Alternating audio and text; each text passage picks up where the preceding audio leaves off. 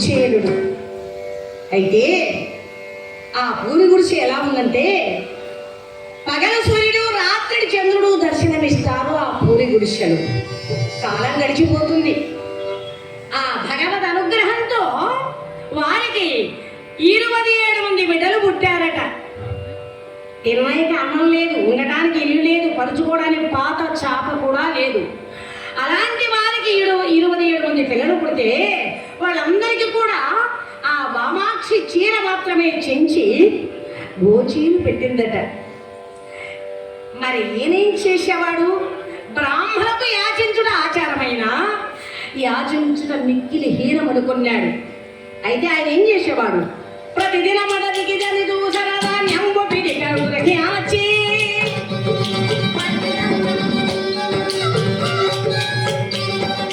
ప్రతిదిన మొదటికి జని దూసరదా న్యంబు పిడికడు యాచి అనుగుపడంతికి జగదాసతికి అమ్మగునట్టుల తలచి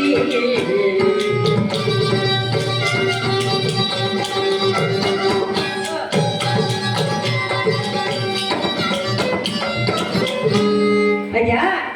ప్రతిదినము అడవికి వెళ్ళేవాడు. వెదురు ఒడ్డు తీసుకొచ్చేవాడు ఒక చేరడు. అవి ఈ మహాతల్లి దంచి ఓ పెద్ద కొండ నీళ్లు పోసేసి అందులో ఉప్పు వేసి బియ్యం వేసి గంజన్నం తయారు చేసేదట. ఆ గంజన్నం తయారు చేస్తే 27 మంది పిల్లలకు 27 కంచాలు లేవండి. అట ఏం చేసేది? ఆ పూరి గుడిసెలోనే 27 మందికి 27 గుంటలు చేసిందట. అలా గుంటలు తొగేసింది భూమిలో. టేకాకులు తెచ్చి అందులో వేసింది. ఆ గంజన్నం అందరికి కూడా పోసిందండి పిల్లలకి. కాలే కడుపుకు మండి గంజి అన్నట్లు ఆకలి రుచి ఎరుగదు కదా. ఆ పిల్లలు ఆ గంజి అన్నమే తాగుతూ ఉన్నారు. అలా తాగేటటువంటి వాళ్ళను చూడగానే ఆ తల్లి హృదయ విదారకమైపోయింది, గుండె చెరువైపోయింది, దుఃఖపడుతుంది. భగవంతుడు ఏమిటిది? ఏమండి, పిల్లలు చూడండి అన్నం లేక పక్క చిక్కిపోయారు. ఎలా ఉన్నారు అంటే, నన్ను ఏం చేయమంటావు అంటాడు. అది కాదండి. అలా ఆ పిల్లలు ఇరుగు పొరుగు వాళ్ళని చూసి, అమ్మా ప్రతిరోజు నువ్వు మా గంజన్నం పోస్తున్నావు, ఈరోజు మాకు అన్నం పప్పు కావాలి, పెరుగు మేగడ కావాలి అంటూ ఆ తల్లి చుట్టూ 27 మంది పిల్లలు చేరి 27 కోరికలు కోరుకున్నారట. ఏమిటవి? ఆకలని కేకలేయుచు తల్లి కోకబట్టి చెడుకో మరుడొకడు పారుపు పెట్టమని చాలా హింసించునగను.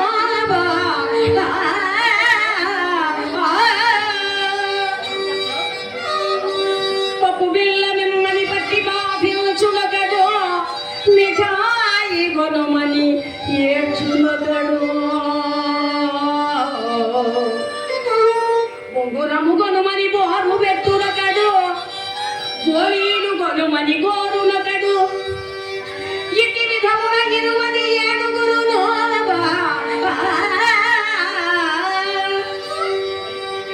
కలివిలేములు రెరుగగడుగు సుతులు ప్రతిదినమును తల్లిని బట్టి అధిక బాధలు పెట్టగా ఎక్కోర్చు భావ్యజరయ్యా.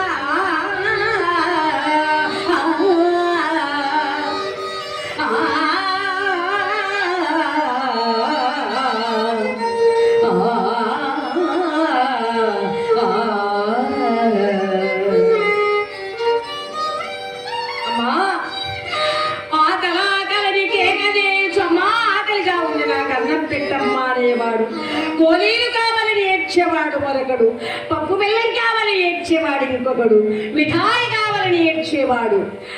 తల్లి ఆ కోరికలు తీర్చలేదని తెలియక ఆ తల్లి చుట్టూ చేరి ఈ విధంగా బాధ పెడుతూ ఉన్నట్టు బిడ్డలను దాంచి, నాన్న మీ నాన్న వెళ్ళాడు, ఆయన రాగానే అన్ని తీసుకుని వస్తాడు, నీ నీకు పప్పులు, నీకు బెల్లము, నీకు మిఠాయి, నీకు పాలు, నీకు పెరుగు, నీకు అన్నం ఇవన్నీ కూడా పెడతాను నాయన.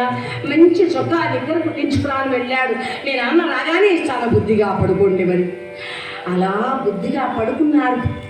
తల్లి చెప్పే మాటలన్నీ కూడా నిజమనుకున్నారు, ఆలకించారు, అలా నిద్రపోయారు.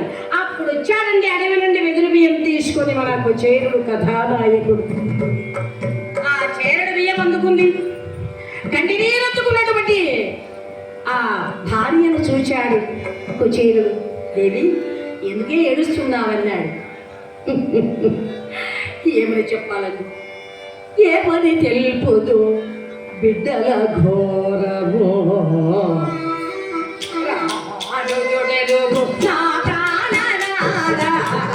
ఏమని తెలుపుదు బిడ్డల ఘోరమో,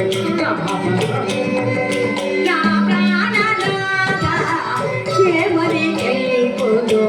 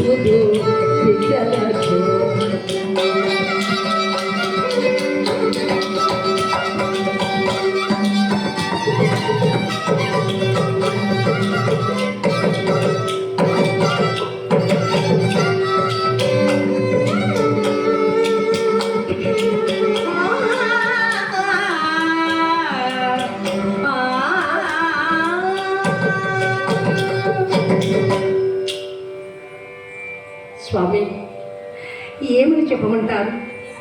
పిల్లలు పడే బాధలు చూస్తుంటే నా మనసు తల్లడిల్లిపోతూ ఉందండి. గడపకి తగ్గుడు లేక, కట్టుకోవడానికి బట్టలు లేక, పరుచుకోవడానికి పాత చాప లేక, కటిక నేలపై పడుకుంటూ పిల్లలు ఆకలి ఆకలమ్మాని కేకలేస్తూ ఉంటే సహించలేకపోతున్నాను స్వామి.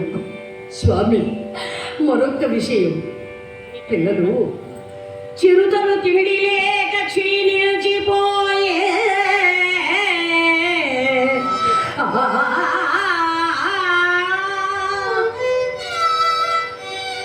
పైకి వస్త్రము లేక వనకు జాడే,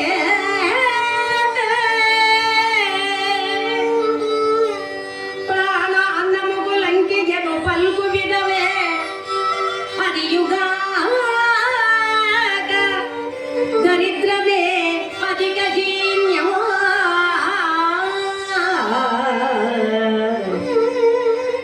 స్వామి, పిల్లలు పడే బాధలు చూస్తుంటే నా మనసు తల్లడిల్లిపోతుందండి. వారు అన్నమని అనిపించిపోతున్నారు. నా మాట వినండి. చూశారా, అన్నం లేక ఎగలా పక్క చిక్కిపోయారు పిల్లలు. దీనికి తనోపాయం ఏదో మీరు ఆలోచించండి అన్నది. పిచ్చిదానా, ఎంతో కర్మ చేసుకునే ముందు జన్మలో వాళ్ళు ఈ జన్మలో మనకు పుట్టారు. మనం ఈ వేళ్ళని ఎలాగా చేశామంటే పెరిగి పెద్దవాళ్ళైనప్పటికీ తల్లిదండ్రిని ఏ విధంగానైనా బాధ పెట్టి చంపేదానికి కూడా వీళ్ళు వెనక తీయరు. పూర్వజన్మ కర్మ ఫలితం వ్యాధి రూపేణా బాధిత అన్నారు. ఆ విధంగా వీళ్ళు కర్మ చేసుకుని మనకు పుట్టారు. వీళ్ళ కోసం ఎందుకు బాధపడతారంటే స్వామి, అది కాదు. ప్రపంచానికి పోషకర్త భగవంతుడే అయినా మీకు దేవుడు కావచ్చు, మాకు మీరు దేవుడు. చూడండి, అడవుల్లో ఉండే చెట్లకు నరుడు నీళ్లు పోయకున్నా బ్రతుకుతున్నాయి, అది భగవంతుని కృపతో. మరి ఇళ్లలో ఉండేటువంటి ఊళ్ళో ఉండే చెట్లకు నరుడు నీళ్లు పోస్తేనే బ్రతుకుతున్నాయి. ఈ నరయాధారం మరియు నారాయణ రెండు ఉన్నాయి. కాబట్టి నా మాట వినండి మీరు. ఏంటి అన్నారు? ఏమిటంటే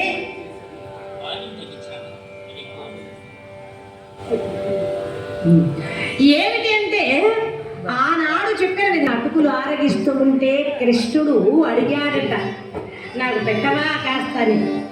నేను పెట్టనండి అన్నాడు ఆనాడు గురుకులంలో. కృష్ణుడు కుచేరుడు చదువుకుంటూ పెట్టను అంటే నాకు పెట్టవా అన్నాడు. నేను పెట్టంటే పెట్టను, రాజబిడ్డవు నువ్వు రాచబిడ్డవని నువ్వు ఈ పదార్థం తినేవయ్యా అని ఆ రోజు వీళ్ళిద్దరికి జరిగింది. ఆ సంకల్పంతో మరి అది జ్ఞాపకం వచ్చిందేమో. ఏమండి మీరు చిన్నతనాల సాందీపుని గురుకుల్లో కృష్ణ పరమాత్మ మీరు కలిసి చదువుకున్నారు కదా? అవును, చదువుకున్నాను. ఎన్నడో చనిపోయిన గురుపుత్రులు కూడా బ్రతికించి తెచ్చి ఇచ్చారు కదా? అవును, ఇచ్చాను. అలా పురుషములో ద్రౌపది మాన సంరక్షణ చేసేటువంటి కృష్ణ పరమాత్ముడు ఇవన్నీ చేసినటువంటి కాళీయుడనే పావుపై నాట్యమాడి దాని గర్వాన్ని అణిచినటువంటి కృష్ణ పరమాత్ముడు మనకు మన బిడ్డలకు అన్నం పెట్టలేకపోతాడా? నా మాట వినండి.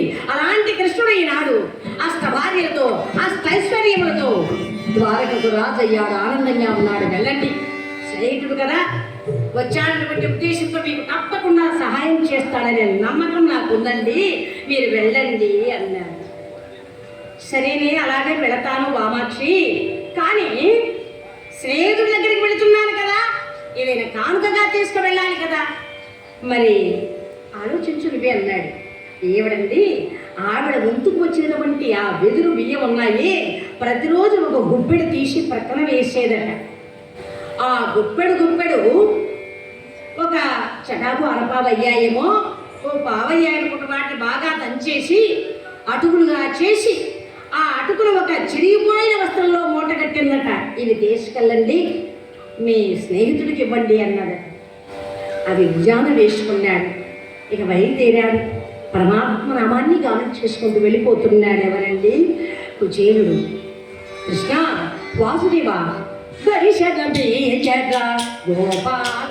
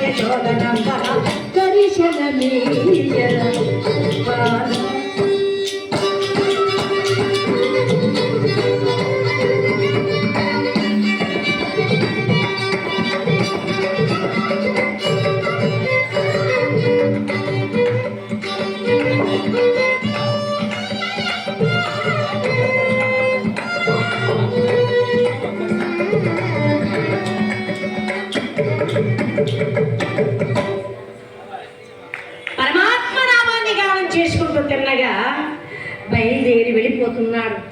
చిమ్మ చీకటి, భయంకరంగా మృగాలు అరుస్తున్నాయి. దట్టమైన అడవులు వెళ్ళిపోతున్నాడండి, ద్వారక నుంచి వెళ్ళాలని. అలా వెళుతూ ఉంటే అక్కడండి సింహ శరవ శాబ్దోలాది పెక్క మృగములు రాగా బుసలు కొట్టే పాములు పడగలిప్పి ఆడుతూ ఉన్నాయి. భగవంతుడా, ఆడవారి మాట విని ఇంత నా కొంపకు చేటు తెచ్చుకున్నాను. నా భార్య మాటలు విని కదా. అయినా ఈ ద్వారక ఇంకా ఎంత దూరం ఉన్నదో, ఇప్పుడు ఏం చెయ్యాలి?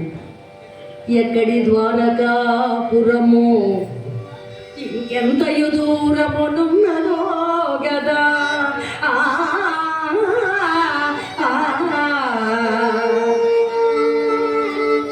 చిక్కితినా సతి పల్కులకు చెలియకి అంతలోది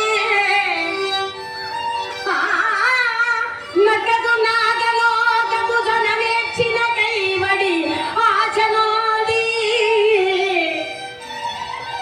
నేపెకుగ భ్రమను జోది ఇటు భగవంతుని చూడగవస్తి అతడా.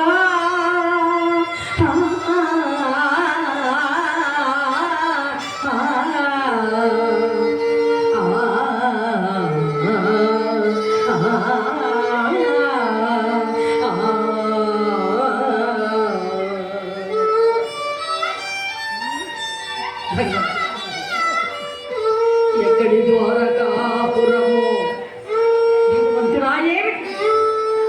అందుకే అంటారు ఆత్మబుద్ధి సుమర్జైవ గురుబుద్ధి విశేషత పరబుద్ధి వినాశాయ స్త్రీ బుద్ధి ప్రళయాంతక అన్నట్టు. ఆడవారి మాటలు కొంపకు చేటు వచ్చినట్లు అని కొంతమంది పెద్దలు అంటూ ఉంటారు కదా. ఇప్పుడు అదే నా పరిస్థితి. నా భార్య మాట విని మా పిల్లల పోషణకై ఇంత దూరం వచ్చాను. ఒకవేళ ఆ ద్వారకి చేరుకోగలనా లేదా, ఒకవేళ చేరుకున్నా భగవంతుణ్ణి కలుసుకోగలనా, కలుసుకొని నేను చెబితే చిన్ననాటి జ్ఞాపకాలు ఆయనకు ఉండునా. అలా ఆదరించి దగ్గరికి పిలిచిన అన్ని కోరికలు తీర్చే కల్పవృక్షం కింద చేరి ఒకడు ధనధాన్యములడుగా పచ్చి వెలక్కాయ అడిగాడట. అలా ఉంది నా పరిస్థితి. ధనధాన్యములు అడిగేందుకు నేను వచ్చానే, ఏం చెయ్యాలి? ఎలాగైతే నేను మొత్తాన్ని పడదామని ఆ అడవి నడుచుకుంటే ఎలాగో వెళ్ళిపోయాడండి. చక్కగా యమునా నది చేరుకున్నాడు. పడవలు అలా వరుసగా ఉన్నాయి. ఆ పడవ వాళ్ళ దగ్గరకు వచ్చాడు. పడవ సరుగు దగ్గరకు వచ్చాడు. అయ్యా నమస్కారం అండి. ఏంటయ్యా బాబరయ్యా, మరి ఏం లేదండి, నేను ఆవులకి వెళ్ళాలి, నన్ను ఆవులకు తీసుకువెళ్ళండి, ద్వారకకు వెళ్ళాలి. అలాగైతే 1 రూపాయి అవుతుందయ్యా, నీ దగ్గర ఉందా అన్నాడు.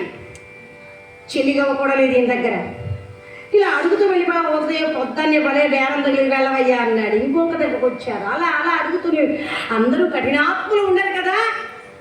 ఒక కరుణ కలిగినటువంటి పడవ సరిగ్గా అన్నాడు. ఏమయ్యో ఓ బాబరయ్యా, దయచేయండి నా పడవలో కూకోటి. మీలాంటి సాయం చేస్తే ఆ భగవంతుడికి చేసినట్టని అప్పుడప్పుడు మా ఇంట్లో ఆడదనేది.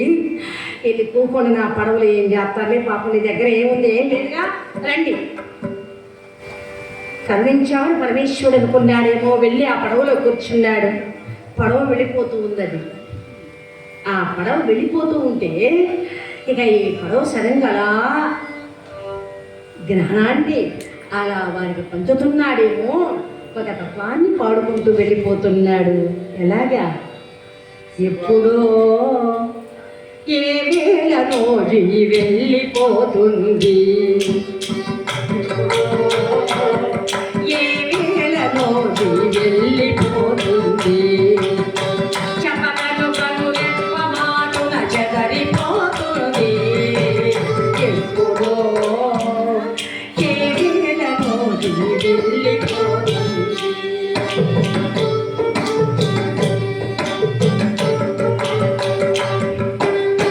కటునందో చెట్టునందో చేటుగా